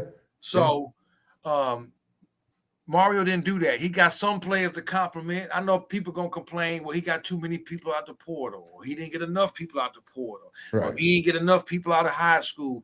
He had to balance that, man. Hey, the same people complaining about that with the same people that was complaining about Deion. You have to, Deion Sanders. Deion was in the same boat. You got to balance that. You got to balance it, and you got to keep coming down, and you got to get the people that you want. It's no different than a GM coming into a NBA program or NFL program where they gutting people. You got to see what fits your system. So, and he pushed sarcasm approved every year talking about Texas. But yeah, that's true. But shit, so has Mario. He approved every year too. Yeah, Sarkisian's improved. Yeah. What's name down in Ole Miss? He improved. Old boy at A&M improved. Yeah. It takes the development, it takes the recruiting, and it's going to take the dollars with today's game. Right. And there's a lot more other teams that improve that don't get national exposure too. Going back to what I said about winning, even in today's culture with the NIL and the transfer portal, when I go back to like 98 and 99 and 2000 and 01, you look at all the talent on those teams that Butch Davis had. A lot of these guys were local dudes. Nate Webster, local dude. Sean Taylor, local dude. Will Fork, local dude. Frank Gore, local dude. Porter's come out of Gainesville. Got him away from them. A lot of cats was local. What made them stay? With the lack of facilities. They ain't have indoor facility. Miami wasn't the best facilities. What made him come there? What made a DJ Williams, a parade I think he was parade All-America, the number one high school recruit in the country, come out of class of 99 high school. Yeah. What made him come all the way from California to Miami when he could have went to Tennessee, he could have went to Ohio State, he could have went the top schools. Then he could have went to Virginia Tech and played with Beamer. And hold up, and for you young guys out there that don't know, Parade All-American no longer existed. It ended in like 2017 or 14 or something like that. But it's the same thing, equivalent Just saying to you was the best high player school in the nation. player in the country. Yeah. Okay. What made all them dudes either stay in Miami or come there? They were winning. They were winning. And it started in 98, and then it rolled into 99, and then it rolled into 2000, and took off from there. So it was easy for Frank Gore to say, man, I'm going to stay home. It was easy for Santana Moss' little brother, Sonoris Moss, to say, man, I'm going to sign this scholarship to stay here. My first year as a freshman, we going to the national championship. Miami needs to win 2 things. Beat Notre Dame, win the ACC this year. You do that, then the recruits really going to line up for 27. You already got some nice ones for 27 now. Mm-hmm. You do that this year. You beat Notre Dame. You finally get over the hump and win the ACC title. Not just end up in the game. We've done that already. Right. We've seen that movie in 17. I'm not trying to go, well, we made it again. And now all Klubnik, and we just can't beat Clemson and Klubnik. No. Right. I want to go in that game and beat the shit out of Klubnik and Clemson. Right. And win the ACC and shut these naysayers at ESPN and CBS and Sports Illustrated and the rest of them up. Right. I would rather do that and then go to either make the Final Four and lose maybe, or even get to the Natty and lose. I would say that's a successful season to me. Right. Hey, we beat Notre Dame. We won the ACC. We got deep in the playoff and lost to a really good whoever. Right. Or we got to the Natty and lost to a really good that just was that much better. Okay. Because I know the next step after that is winning it. Right. That's the next step. You done got that close. The next step is to win it. But I'm not trying to say, well, we beat Florida State, we beat Florida, but we got to the ACC title game and lost. But we made the playoff and got in the first round against Penn State or Georgia and then lost. Right. I'm not trying to do that, man. I'm not trading winning over Florida State and Florida for that. Right. Right. I'd rather beat Notre Dame. I'd rather beat Clemson and win an ACC title. I'm in the playoff now, and let the chips fall where they may, because I know after that, the next best thing after an ACC title is a national title. Right. Damn the baby steps. Like I said, everybody, we've seen that movie before. Right. I remember that game in 17. I believe I was at your house in the basement watching that game. Yeah. Disappointed. Yeah. What the hell going on? Yeah, they didn't. Brian and Clemson just dog walking Miami. Y'all remember this game? Yeah. I know y'all remember the game. After all that, beating Virginia Tech that year, and then beating Notre Dame all that 10-0. We made it. I think Miami got the number 4 in the country. Right. We thought, man, they finally over the hump. Right. And then you go to Pittsburgh and doo-doo all over the field. Yeah, they look like they was cold out there. And you carry that dismal loss to a Pittsburgh team that won fucking 4 games that year. You carry that to the ACC title game in Charlotte, and then Clemson just commences to whooping your ass all game. Mm-hmm. And you had talent on that team. But the mental wasn't there. Mark Richt didn't have their mental right. And then he going to come out and say, well, the kids ain't used to the limelight and all this status. And see there, I ain't trying to hear all that. No, ain't nobody trying to hear that. Ain't nobody trying to hear that. Ain't nobody. We seen that. Damn all that. 2 games. I'm going to say it again. Notre Dame and beat Clemson or whoever for the ACC title game. There it is. The playoff, that playoff come with that. I'm not just trying to get there and then, well, we made the playoff. Yeah, ain't nobody trying to. I see King Malik. He puts in. I think he's still talking about. Tell me your thoughts, fan base. Tell me. I think he's still talking about Texas, but that goes back to I don't know if he's seen the beginning of the video that you saying that he made the semifinals, but it goes back to the beginning of the list. Texas is spending way more money. Texas spending more bread. Yeah, that's what it all boy. It's easier to say Ohio State, what was number 2 or 3 on the list. Texas #1 on the list. The only school King that Malik, I want you to keep. I'm not disagreeing with what you're saying. I'm not with the laughing about it, because you got to keep one thing in the perspective here. ESPN and the SEC, they wanted Texas. Oklahoma was just a bag to come with it. we talk about going to the SEC. Going That's to what the we're SEC. Right. They don't want Miami. They don't want Miami.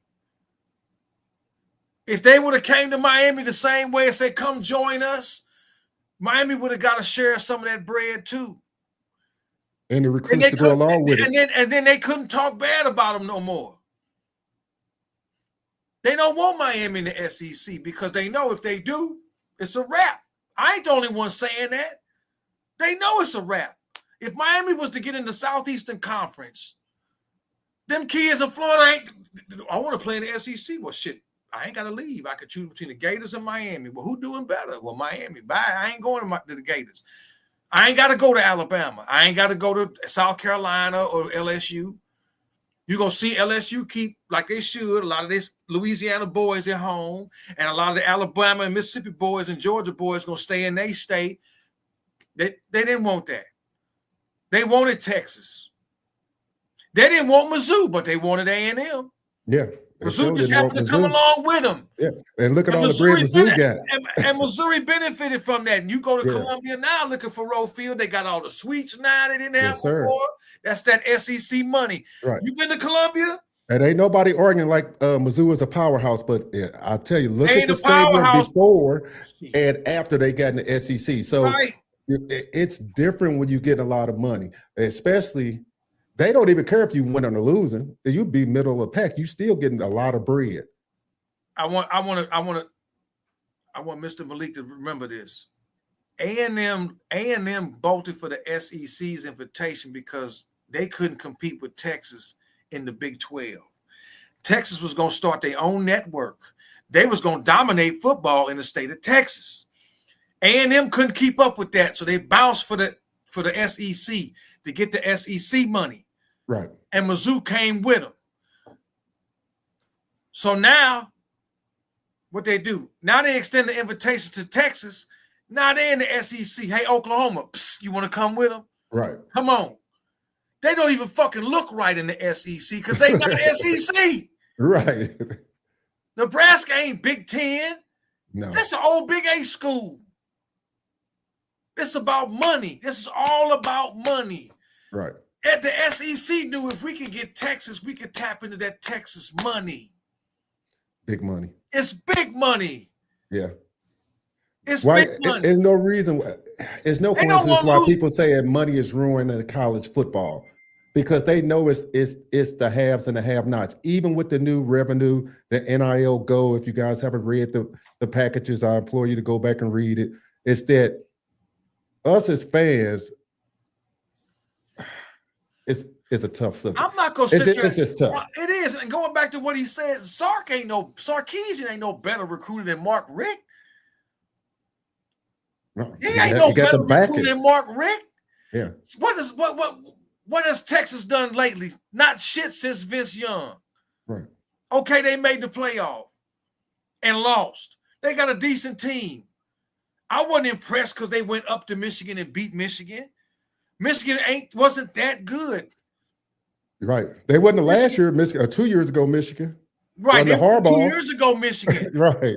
And you might say, well, how did they beat Ohio State? Easy. They punched Ohio State in the mouth and ran the ball down their throat and played solid defense. Well, Sarkisian ain't nobody special.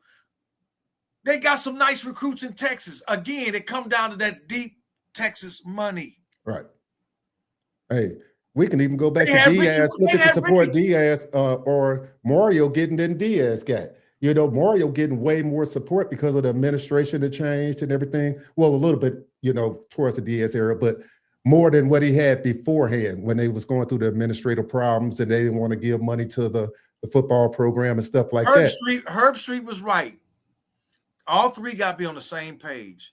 The coach, the athletic director, and the president of the school. Right. You got to be all in for the football. Right. Or if you're a basketball school, you got to be all in for the basketball. Right. You got to be all in that you. Kentucky ain't going to never win shit in football because they a basketball school. Right. They want to win some more basketball championships. They know they can't win the SEC. They got some talent. They put some nice teams on the field. They got a good coach in Stoops, but they know they ain't going to be on the level with Georgia and Alabama and LSU. Okay? Right. Texas had no competition in the Big 12. All the competition left. A&M left. Mizzou left. Nebraska left. Who's left? K-State good. Kansas was getting better. Texas Tech can score 100 points, but they can't play defense, so I can score 100 points on you. Right. Oklahoma State is fool's gold. They fool's gold. Yeah. So Texas said, we're going to take our money and our star power, and we're going to go over here and get some more money. Right. We're going to get some better. Now we ain't got to have our own TV network. We ain't got to have. That's what they was pushing for. They was pushing for that in the Big 8 or the Big 12. Yeah, they don't need a Longhorn. They don't have to have a Longhorn network now because they could, if they play their cards right, they could take over the SEC and have it already a SEC network already. They in it now. Yeah. No need for a Longhorn network. We're not in the Big 12 anymore. Hey. The A&M. Hey, when Texas joined, the A&M people was like, God damn. Wait a minute, where was Sarkisian at before? I don't want to call him. Wasn't he drunk at USC and they fired I him? didn't want to say that. I wasn't. Was everybody said he was great at USC? He slurred up. Yeah, was he great at USC? No. So that the point I'm making. Now they was spending bread at USC too. They got money in LA. Yeah, but he wasn't great there. He go to Texas. Great there. Okay, he got more talent. He got the SEC network, the conference behind him. When he goes and they switch over last year, what's helping? What helps all these coaches, head coaches, Mario, Kirby, Sarkisian, old boy at Saban, when Jimbo was coaching, what's the name at Clemson? All these coaches, Dabo. Franklin, yeah. Dabo, you the head manager. You the director, whatever you want to call yourself. I'm the director. I'm the regional boss. I got two subordinates, an offensive coordinator and a defensive coordinator. They have their subordinates under them. All my offensive positioning coaches and all my it's the same as running a company. It's your job. You got your big boss on down. If you got quality management, right, you're going to have good output from your workers. You're going to hire the best people. So if I hire good management, i.e. if I got some really good coaches and I got really good position coaches that really develop my players and get the best out of them, on top of having really good nutrition and strength and conditioning coaches and staff and behind the scenes staff that scout, and I want not just athletics, I want kids with good character and good family backgrounds. If I can go out and get the best kids because of my coaches and my scouts, I'm not going to fail unless I don't put a game plan together. That's the only way I'm going to fail. I'm going to get the quality people. Sarkisian got good position coaches. He's got good coordinators. Right. They are developing. But it's not a bad coach. Look, all these guys, when you get to the SEC or whatever, they're not bad coaches. They're not bad coaches. It's a fine line between being great, and you got to have the national media on your side. You have to have that. Is when kids turn on every day and see SEC talk or whatever, big school talk, Alabama, this was talked about for years. Kids want to go there. That's right. Just naturally, whether they win it or not, they want to go there. If I'm talking about one thing every day, all day, and that's all you see, you want to go there. It's no different than when Miami was winning and all these other schools, and maybe not winning. Some could just be competitive, you know. Maybe the outlier I would probably say is Notre Dame, you know, but maybe they're not an outlier because they NBC, Peacock now, or whatever. But their school is a little bit differently set up and how they recruit and stuff. You know, they got a stronghold on that Big Ten market up north. You know, they will come down south and get some kids, but you know, they get some talent around that Midwest, upper Midwest. You know, central part of the country. So a little bit different how they do recruiting there. So they're independent. The same way Miami got kids in the 80s and 90s because of what? They was winning. Yeah. They were winning. You got to win. You got to win. And they were winning. And then not only were they winning with the swagger. It wasn't hard for Jimmy to recruit. It wasn't hard for Dennis Erickson to recruit. We're going to recruit you. And we don't care that you're a dog. Back then, they wasn't looking at all that. They wanted some dogs. Yeah. They went and got dogs. And they went out on the field and they just were some dogs. Now everything is character, and we looking at character and this, that, and the other. Sometimes I wish Miami would just go get some dogs, man. Go down to Liberty City and say, hey, come on and come with it. But even then, I still say we'll keep you close by on the leash, but we need some dogs, man. Hey, winning still, but you still need that. When West Virginia was going undefeated and all them, people still weren't clamoring to go to West Virginia. So that's what I'm saying. You still winning. Don't just get kids to want to go there. Right. You know what I'm saying? So you got to have a national presence, because why do we talk about, I'm going off base here, the Cowboys all the time? Why is Cowboys the America's team? Because the media push them and they make you think everybody wants to be a Cowboy fan.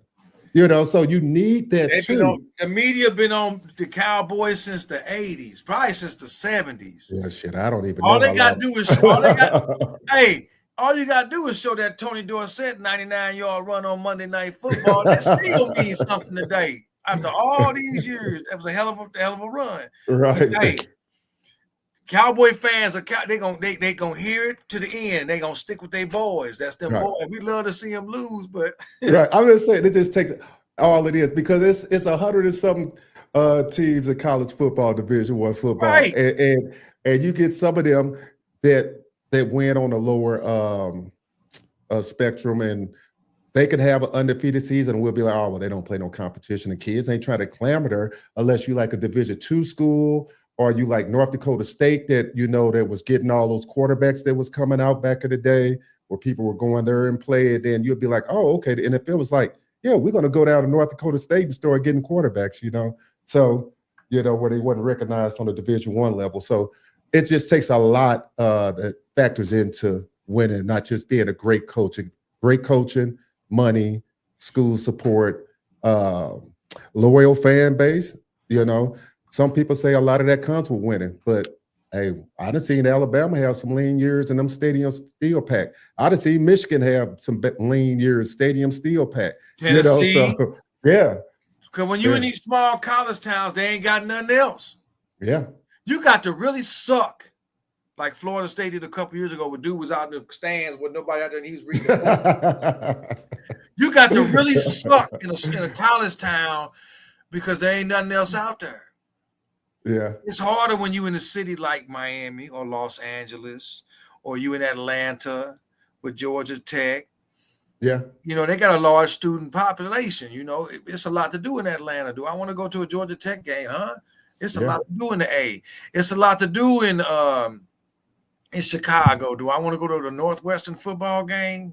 It's a lot going on in Chicago this weekend. Right. It's a lot going on in LA. They cracking books. So right. Do I want to go watch UCLA? They all right, but man, there's a lot going on in LA. Right. Same with USC. It's a lot going on in Los Angeles. So, you know, when you get to cities, you know, but then when you get to a college town like, you know, Virginia Tech's in Blacksburg, West Virginia's in Morgantown, West Virginia. There ain't nothing else there. I don't even know if any of y'all ever been to West Virginia, boy. Ooh, ain't nothing there but coal mines and the railroad, and that's it. Yeah. They look forward. That's all they got. So, I mean, nothing against them, but that's all they got, you know. So, and they got talent. That's why a lot of them kids from Newport News and all that, your Mike Vicks and your Allen Iversons and all that. If AI would have played football, he was better at football than basketball. Right. So all it does is if they, like I said, Miami will never be in the SEC because it will start a ripple effect. A lot of kids in them home states gonna stay home, or they're gonna want to come down there. And that'll be the end of the SEC as you know it. You can quote me on that, whatever. That'd be the end. If Miami, if they was to let them in the SEC, it's over for the rest of them. Over, because they know if most of them Florida kids stay home, it's over. Now, I got a question then. If you with the Big Ten trending as a better conference than the SEC, Who started that rhetoric? Who started that? The very same network that was saying the same shit about the SEC. Yeah. All they doing is putting them against each other. Some controversy that now everybody got their eyes on who? Right. The Big Ten. But because my question is, where the Big 12 at? Right, yeah. They on Fox. Right. Do you think if Miami joined the Big Ten with kids, how would that affect? Because I still think if you join the Big Ten and you playing Ohio State, Michigan, Oregon, Penn State, come on with it. You know what I'm saying? That's I don't know. I don't know. I don't think they want Miami either in the Penn State. I mean the Big Ten. I think they want Florida State. They keep saying that. It says Brandon Brock says they want Florida State because Florida State boo-boo. This has got to win and be consistent in development. These kids want to see how Miami will utilize their skills. The consistency has been a problem under Mario.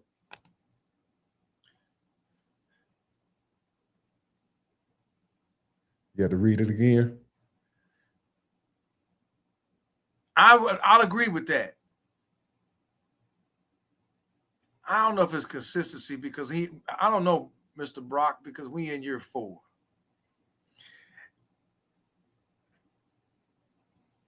Again, 5-7, 7-5, 10-2 regular season. I'm not gonna count the bowl games because Miami ain't won a bowl game since Russell Athletic Bowl, and that bullshit last year was disrespectful anyway. Right. That was a shot in Miami to put them in a Pop-Tarts Bowl.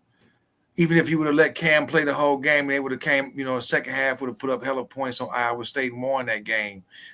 I see why they took his helmet. Why risk him getting hurt? Iowa State was going to try to hurt that dude. Yeah. They wanted to win that game more than Miami did. Yeah. They did. That was their Super Bowl. Their Super Bowl. So anyway, I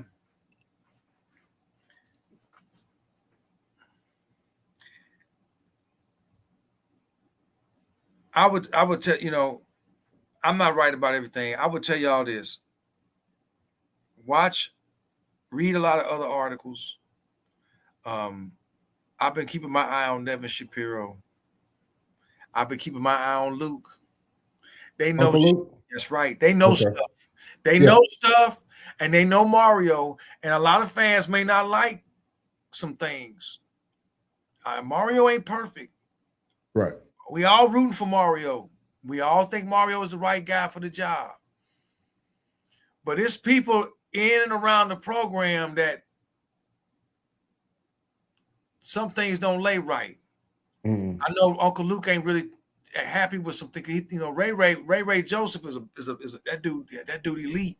Right. And I'm hoping he gets some touches this year because the dude is elite. Right. He one of Luke's kids. So I agree with that to a certain degree about the consistency. Mario needs to get consistent. And this year, the consistency starts with beating Notre Dame. You got to beat Notre Dame, man.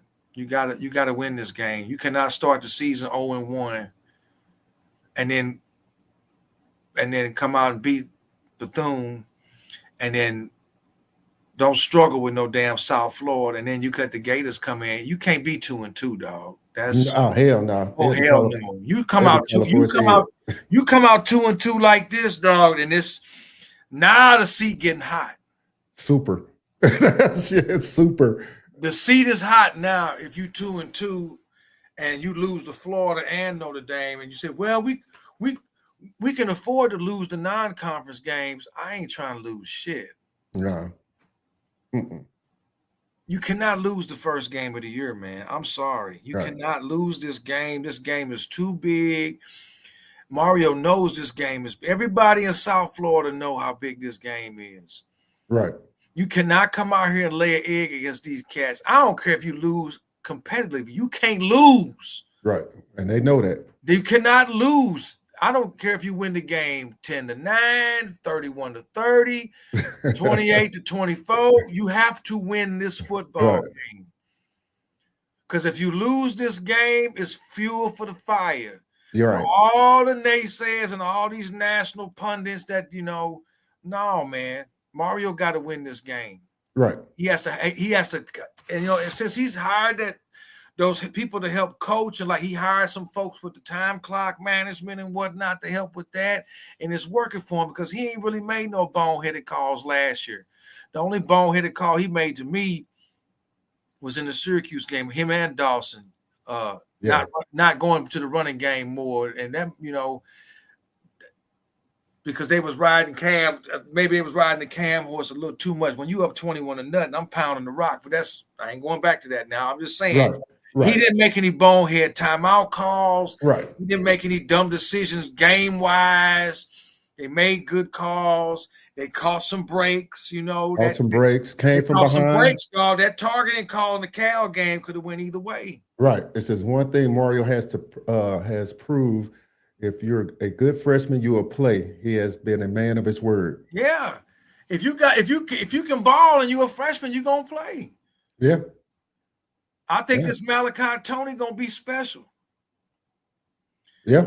If this other kid from Florida State decide to drop his commitment and come to Miami because they still own him for next year, the same year as Malachi, Malachi gonna play now. Right. But Ray there too. Right. So you're going to have these two dudes battling it out, man. I put them both on the field. And see what they can do. I'd have one returning kickoffs and one returning punts. These playmakers, have them out there, man. Yeah. Find a way to get them the ball. That's what you got to do to your skill people. You got to find a way to get them the ball. You got to find a way. But, I think Mario doing this thing. I really do. I think Mario – everybody keeps saying he ain't coming and Cooper's not coming to Miami. If he don't verbally commit to Miami, it's not the end of the damn world. He ain't signed nothing yet. He hasn't even taken an OV to Texas. Right. So I'm not gonna be surprised if he do pick Miami. I wouldn't be surprised if he does. But I'm not going. But if he don't pick Miami, okay. I'm not going to sit here and Mario dropped the ball again, and we let another local kid get away, and we can't keep letting these local kids get away. Right. It's a different environment now. Who says we let him get away? He just making a verbal commitment. It ain't like it'd be different if he says, "Man, I'm committing to Texas. I'm shutting down all recruitment. I'm done. I'm locked in with Texas and nobody else." Then you can say, okay, well, he in there then. But if he just making a verbal, okay, that's good. Cantwell made a verbal, but what'd he do? He shut it down. When Duke Johnson made his commitment to Miami, what'd he do? He shut it down. I'm locked in with Miami and nobody else. That's what you want. Yeah. Like we said before, we want people that want to be Hurricanes. If you don't want to be a Miami Hurricane, okay. I ain't mad at you. Says it best, dog. We said this at the beginning of December. What really matters. That's National Signing Day, right? Why you think I said it's so important to beat Notre Dame and win the ACC title game? You think some of them kids might not consider flipping their shit if Miami do that? Right. Yeah. You think if Syracuse you really think Syracuse finna go to Tennessee and beat Tennessee in the first game? Yeah, old boy from Northwestern made his commitment to Fran Brown. Right. That don't mean it's a lock. Right. That don't mean it's a lock that Syracuse gonna win 8-9 games this year. No. But if Mario do what he's supposed to do in Miami, beat Notre Dame, and if they go out and beat Clemson and win the ACC and go deep off in the playoffs and maybe lose to the team that make the championship game, or even make the championship game and then maybe lose a tough game in who's to say Cooper and all them other kids looking at like, hey, man, they are developing people. Right. Carson Beck had a really good year. He might end up being a first-round pick. who's to say then that these kids might not flip? True. So that's why I say, man, everybody hold your horses, man. Focus on this fall camp. Don't put all your eggs in these recruitments, okay. If long as Miami in the top 10 recruiting, that's fine. That's fine. Yeah. That's fine, man. That's fine. Because it's different today. You competing. How did Randy Shannon get the #1 class in the country with Ja'Cory Harris and all them coming from Northwestern? Right. Because of the name Miami. They all want to stay home. That's how he got a Travis Benjamin and Leonard Hankerson and Ja'Cory Harris and all them dudes to stay there. Olivier Vernon and all them dudes to come to Miami, because Miami was coming off playing in back-to-back natties, and they still had a good product on it. Wasn't no NIL then, wasn't no transfer portal then. No. Yeah, just a little money under the table, huh? Might have been some money under the table, but then you still held weight. Yeah. Yeah. Never mind. I ain't knocking Nevin. I like Nevin. Hey, Devin. Hey, shout out to you, Devin, man. I want to shout out to Nevin Shapiro and his podcast. But you know what? There was some things going on back there. But hey, dudes want to stay home then.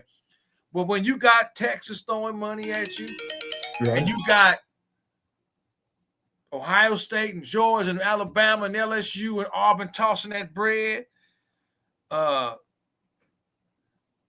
I already know you already know what time it is. Yeah, there's nothing you can do about it. Nothing you can do about that. If Syracuse gonna throw all that money at this kid coming out of Northwestern, but they didn't pay the boy Pena, that was proven. Now he at Penn State. Right. Which was weird to me, but hey, I don't figure that one out. All right, we're gonna go ahead and wrap this up for today. Everybody, I'm happy y'all chimed in. I appreciate it. I wish one of y'all would have called in. We want some. I didn't even drop the link. I forgot. We got talking about this, and it kind of got spirited. So the people was in the chat. So, but once again, we appreciate you guys for tapping in.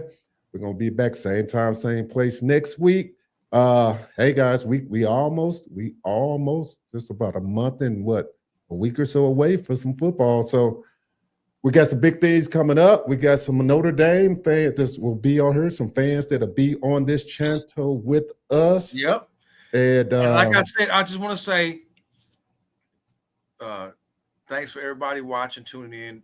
Thank you, Dwayne. You're doing a great job. Thanks to your wife for behind the scenes, getting this thing going.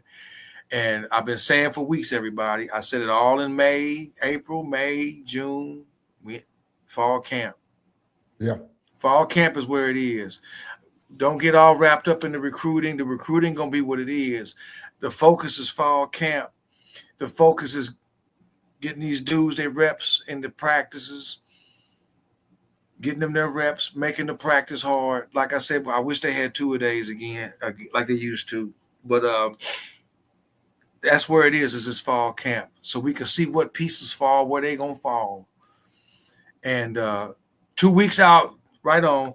And then 2 weeks out from the game, we could talk about Notre Dame. I'm not going to talk about Notre Dame the first 2 weeks of camp, because the first few days they're not wearing pads. They walking through.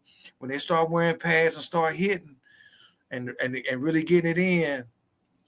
Yeah. And maybe they are doing 2-a-days. Maybe they having a morning session and an afternoon session with, I don't know.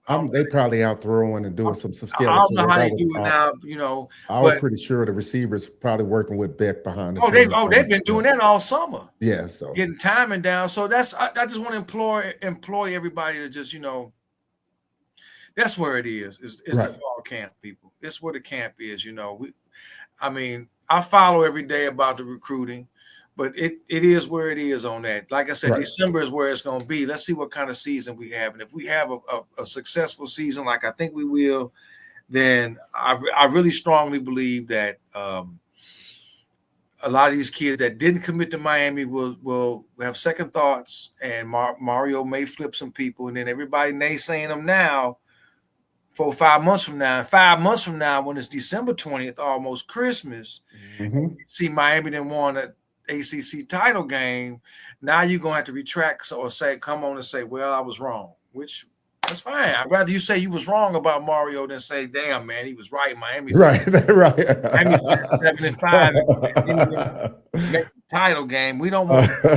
We sure don't want that. Anyway, thanks for everybody tuning in. Everybody, hope you're enjoying your summer wherever you are. It's hot and humid here in St. Louis, man. This week will be a beast, bro. Yes, sir. For 100 a couple days this week. Yeah, I know. I know. All right, guys, we up out of here, man. See you next week. See y'all next Sunday. Have a great week.